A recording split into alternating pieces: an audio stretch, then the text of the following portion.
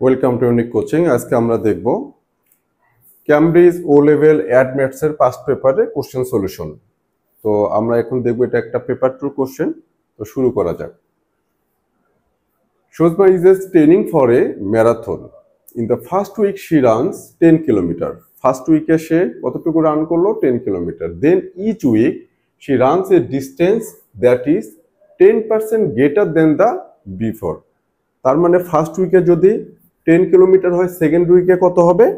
10 kilometre plus 10 কিলোমিটারের 10%। Third উইকে কত হবে? যেটা হবে সেটার আবার 10%। সো এটা কতটুকু করে ইনক্রিজ করবে? প্রতিটার জন্যই 10% করে ইনক্রিজ করবে। তো এটা একটা ফর্ম করে, একটা প্রোগ্রেশন ফর্ম করে, সেটা হবে জিওমেট্রিক প্রোগ্রেশন। যখন পার্সেন্টেজ থাকবে সেটা আমরা দেখব এখন। তো এটাতে একটু অনেক ইজিলি করা যায়, বাট আমি ডিটেলস করার জন্য একটু টাইম নেব। তো কি হলো, আমি ধরি যে এটার first term T1, first term equals কত ধরবো আমি? 10 কিলোমিটার। ওকে, T2টা কি হবে? Greater than 10% for this. So তাহলে কি হবে? এই 10 কিলোমিটার থাকবে প্লাস এই 10 কিলোমিটারের আবার কত পার্সেন্ট ইনক্রিজ করতেছে? 10%, মানে 10/100। তাহলে ফার্স্ট টার্ম যেটা হবে, সেকেন্ড টার্ম কি হবে? ফার্স্ট টার্মের 10% গ্রেটার। তো সেকেন্ড টার্মটা হবে ফার্স্ট টার্ম প্লাস এই ফার্স্ট টার্মের কত পার্সেন্ট? 10%। তাহলে কত হচ্ছে এটা? 10 প্লাস প্লাস এটা 1 ইকুয়ালস কত আসতেছে? 11। ওকে, এবার যদি বলি T3টা আবার কি হবে? T3টা আবার হবে, মানে থার্ড টার্ম, সেটা হবে এই যে 11 পেলাম, এই 11 প্লাস এই 11 এর আবার কত পার্সেন্ট? 10%, মানে 10/100 এটা।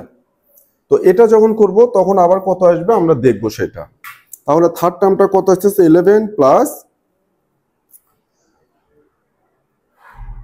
11 এর কত পার্সেন্ট হবে? 10%।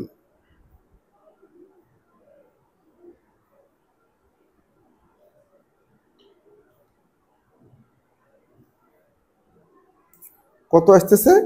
12.1। এটা কোন টার্ম আসলো? Third term. তো এইটা আমরা দেখব যে 10 এর সাথে যদি 11 থেকে যদি 10 মাইনাস করি কত থাকে? 1।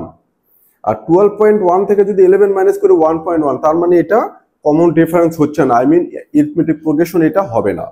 আর যদি জিওমেট্রিক প্রোগ্রেশন যদি এটা কনসিডার করি, T2 divided by T1 equals কত হচ্ছে? 11 ডিভাইডেড বাই কত? 10 ইকুয়ালস কত? 1.1। আবার যদি T3 ডিভাইডেড বাই T2 করি তখন কি পাবো? 12.1 ডিভাইডেড বাই 11 T2, তখন কত আসে? 12.1 ডিভাইডেড বাই 11, এই তো 1.1 আসতেছে। তার মানে আমার এটাও কিন্তু common ratio, second term divided by first term. আবার এটাও কিন্তু common ratio, third term divided by second term, এবং দুইটা কমন রেশিও আমরা দেখলাম একই আসলো। তার মানে আমাদের সিরিজটা কি হবে? Geometric progression. এখন বলতেছে যে এই এটা একটা জিওমেট্রিক প্রোগ্রেশন, সেটা আমরা ইনশিওর করলাম। যেখানে আমার ফার্স্ট টার্ম কত আছে? 10, সেকেন্ড টার্ম 11, থার্ড টার্ম কত? 12.1। তাহলে আমি ফার্স্ট টার্ম পেলাম এবং কমন রেশিও পেলাম কত? 1.1। Then the total distance that Shuzma has run by the end of n whole weeks, কয়টা উইক? n, তার মানে কি এটা n terms, is more than 200 kilometre. এটার মানেটা হলো যে এই যে n টার্মসের যদি সাম করি, সেই সামটা হবে গ্রেটার দেন কত? 200 কিলোমিটার। সো আমি এখান থেকে জিওমেট্রিক প্রোগ্রেশনের জন্য আমি এটা লিখতে পারি SN, মানে কি n টার্মসের সাম, মানে প্রত্যেকটা উইক একটা করে term, first week, second week, third week, মানে কি এগুলো এক একটা টার্ম। তো সেখানে n টার্মসের total distance which is greater than 200 kilometre. So SN greater than কত হবে? 200। এটা একটা ইকুয়েশন। এই যে এখান থেকে বলছে যে n টার্মসের যে সাম হবে, end of the n terms which is more than 200 kilometre means that greater than 200। এখন এটার ফর্মুলা লিখবো আমি, a r to the power n minus 1 divided by r minus 1 greater than কত? 200। ওকে, সো এটা করলাম কেন? এখানে দুইটা ফর্মুলা হয়, একটা হয় 1 minus r to the power n divided by 1 minus r, আরেকটা এটা, আমি এটা আবার কনসিডার করব আর এর ভ্যালুটা কত আসলো। আর যদি গ্রেটার দেন 1 হয়, I mean 1.1 which is greater than 1, that's why we have to use this formula r to the power n minus 1 divided by r minus 1। আর যদি r লেস দেন কত হতো, 1 হতো, তখন আমরা লিখতাম 1 minus r to the power n divided by 1 minus r। So এই যে এটা লিখলাম, এখান থেকে আমরা কি বের করব, r এর ভ্যালু পুট করে দিয়ে n এর ভ্যালু পাবো। আমার ফার্স্ট টার্মটা কত 10 ইনটু r এর ভ্যালু কত 1.1 পাওয়ার কত n মাইনাস 1 ডিভাইডেড বাই কি হবে 1.1 r এর ভ্যালু মাইনাস 1 গ্রেটার দেন 200। ওকে, সো এটা হলো এখন আমাদের ইকুয়েশনটা। আমরা এখন এই ইকুয়েশনটা সলভ করব। দেন কি করব, 10 into 1.1 to the power n minus 1 equal কত হবে, এটা মাইনাস করলে 0.1 হবে, সরি ইকুয়াল কেন 0.1 হবে। সো 200 মাল্টিপ্লাই 0.1, 1.1 মাইনাস 1 করলে 0.1, সেটা এই পাশে যে মাল্টিপ্লাই করে দিলাম। So 1.1 to the power n minus 1 greater দেন, এইটা যদি করি এটা আসে 20, আর এই 10টা এই পাশে যা কি হয়ে যাবে, ডিভাইডেড হয়ে যাবে 10। ওকে, 10টা এসে ডিভাইডেড হয়ে গেল, আর এটা যদি এটা মাল্টিপ্লাই করে দেয় তাহলে কত হবে 20। দেন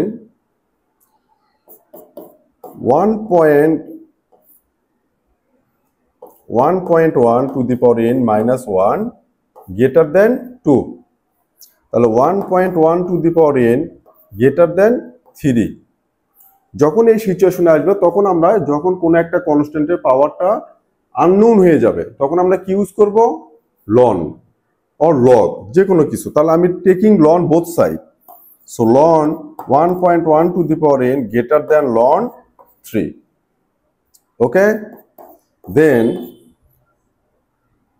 n সামনে চলে আসবে, সো এখান থেকে কি লিখতে পারি আমরা, n ln 1.1 greater than ln 3। Just এই লনের যদি নাম্বার উপরে যদি কোনো পাওয়ার থাকে, এই আর্গুমেন্টের উপরে পাওয়ারটা সামনে চলে আসবে, এটা লনের ফর্মুলা। সো এখান থেকে যদি আমি n কে সাবলেট করি, ln 3 divided by ln 1.1, so এই ভ্যালুটা দেখবো আমি কত, লন 3 ডিভাইডেড বাই লন 1.1,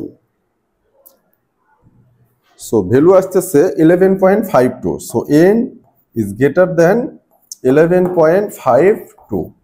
এটা মানে হলো আমার টার্মটা কি হবে, 11.52 থেকে গ্রেটার হবে, as well as least lowest value হবে। তাহলে আমি n হচ্ছে একটা number of term, so number of term never be decimal, এটা কি হবে, ইন্টিজার নাম্বার হবে, ফুল নাম্বার হবে। তাহলে আমার n এর ভ্যালুটা কি হতে পারে, যেহেতু গ্রেটার দেন 11 বলছে, সো n এর ভ্যালু কি হতে পারে, 12 হতে পারে, 13 হতে পারে, 14 হতে পারে, 15 হতে পারে, এগুলো আমার n এর ভ্যালু হতে পারে।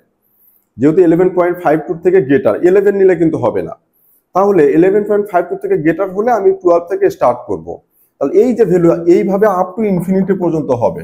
বাট আমার এখানে কি বলতেছে যে smallest possible value of n, smallest possible. তাহলে এই যে ইন্টিজার ভ্যালুগুলো 12, 13, 14, 15 আপ টু ইনফিনিটি যাবে, এর মধ্যে স্মলেস্ট ভ্যালু হুইচ ওয়ান, 12।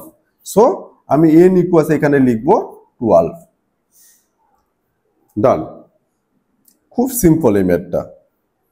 তো n এর ভ্যালু তখন কত নেব, স্মলেস্ট ভ্যালুটা হবে 12। ওকে, সো এটা কোশ্চেন এ চলে গেল। আমরা এবার কোশ্চেন বিটা দেখব। কোশ্চেন বি তে যেটা বলছে, a geometric progression has first term A and common ratio আর।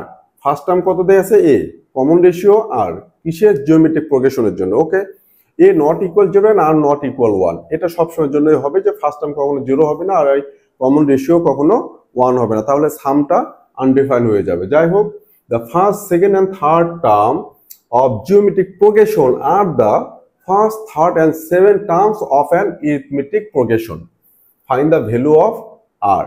তাহলে এখন আমি ফার্স্ট হচ্ছে ফর জিপি, মানে কি geometric progression, for GP geometric প্রোগ্রেশনের জন্য বের করতেছি। ফর জিওমেট্রিক প্রোগ্রেশন কি হবে, ফার্স্ট টার্ম t1 ইকুয়ালস কত, এ, তারপরে কি দেয়া আছে, আমি এই যে এখান থেকে বের করব first, second and third term of geometric progression, তাহলে t2 কি সেকেন্ড টার্ম কত হবে A R to the power 1 R minus R to the power 2 minus 1 যেহেতু সেকেন্ড টার্ম ইকুয়ালস কি হবে A R then third term A R to the power 3 minus 1 equals কি হবে A R square. তাহলে এটা পেলাম আমি থার্ড টার্ম, এটা পেলাম সেকেন্ড টার্ম, ফার্স্ট টার্ম তো এটা বলাই আছে। তাহলে আমি একটা দুইটা তিনটা এটা দেয়া আছে, আমি এটা বের করলাম। ওকে, দেন এটা গেল কিসের জন্য? Geometric progression. এবার আমি বের করব এরিথমেটিক প্রোগ্রেশনে for AP. Arithmetic progression for AP. Arithmetic প্রোগ্রেশনের জন্য কি বলছে? First term, third term and seven term. Okay, এখন আমি এখানে যদি এটা বের করতে যাই তাহলে আমার ফার্স্ট টার্ম টি1টা কি হবে? সেম এ হবে। তারপর থার্ড টার্ম বলছে, থার্ড টার্মটা কি হবে? টি3 ইকুয়ালস কি হবে? এ প্লাস এন মাইনাস 1 মানে কি 3 minus 1 third term into D equals কি হবে? এ প্লাস 2d, এটা কি টি3। তারপরে টি7 সেভেন টার্ম টি7 ইকুয়ালস কি হবে? A plus 7 minus 1 into D equals কি পেলাম? এ প্লাস 6d, এটা হচ্ছে টি7। ওকে, এটা কিসের জন্য পেলাম? এপির জন্য। তাহলে এপির জন্য এটা হলো ফার্স্ট টার্ম, এটা হলো থার্ড টার্ম, আর এটা হলো seven term. According to the question এখানে বলা আছে যে the first term, second term and third term of geometric progression means this and this are the first term, third term and seven terms of the arithmetic progression means that এটার first term কি equal, এটার সেকেন্ড টার্মের সাথে এটার কি third term হচ্ছে equal, এই যে বলে দেয়া আছে থার্ড টার্ম, আর এই জিপির থার্ড টার্মের সাথে এটার সেভেন টার্ম কি ইকুয়াল। ওকে, এটা কোশ্চেনে বলা আছে যে এপির ফার্স্ট টার্ম হবে, সরি জিপির ফার্স্ট টার্ম হবে এপির ফার্স্ট টার্ম। এই যে এই ফার্স্ট টার্মটা কার সাথে হবে? এটা ফার্স্ট টার্ম।